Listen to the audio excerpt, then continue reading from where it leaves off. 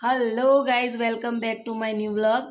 તો બપોરના વાગ્યા 12:30 અને મારી તબિયત થોડી હજુ ડાઉન જ છે અને બૂમ પાડો આવો ઈધર આવો. તો મમ્મી અને અમે બે બેઠા હતા, બ્લોગની સ્ટાર્ટિંગ કરી અને સાડીવાળા ભાઈ આવી ગયા તો મમ્મીએ બૂમ પાડી. તો મમ્મી મીશુને રમાડી રહ્યા છે.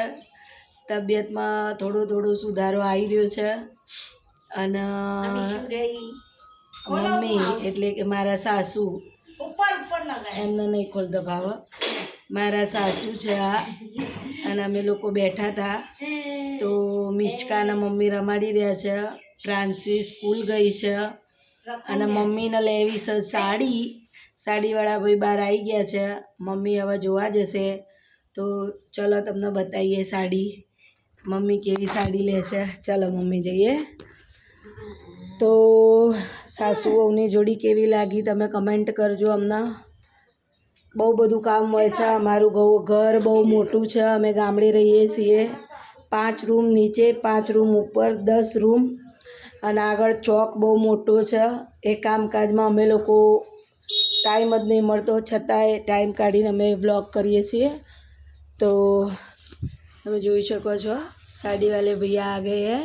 अभी मम्मी साड़ी देखेगी और हम साड़ी लेकर नेक्स्ट वीडियो में मिलते हैं. तब तक बाय बाय. लाइक करिए, शेयर करिए, कमेंट करिए. और हिंदी इसलिए बोल रही हूँ कि वो भैया हिंदी समझते हैं तो हिंदी में बात करना शुरू किया, इसलिए थोड़ी हिंदी भी चलेगी. तो देखते हैं साड़ियाँ.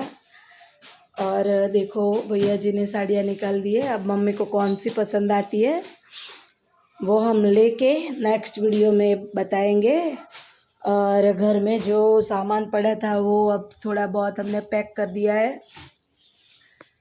और कल से इस घर में तोड़ फोड़ शुरू हो जाएगी इस रूम में. और तब तक के लिए हम मिलते हैं नेक्स्ट वीडियो में. अभी हॉल मेरी देखो, मैं इधर ही सोती हूँ क्योंकि मेरी तबीयत कभी भी ख़राब होती है, ठंड लगती है और बुखार आता है तो कभी भी सोना पड़ता है. इसलिए इस रूम में से सब हटा दिया है, बेड सब. तो नीचे ही बिस्तर लगा दिया है. तो लाइक कीजिए, शेयर कीजिए, कमेंट कीजिए. तब तक के लिए मिलते हैं नेक्स्ट वीडियो में. तब तक के लिए बाय बाय.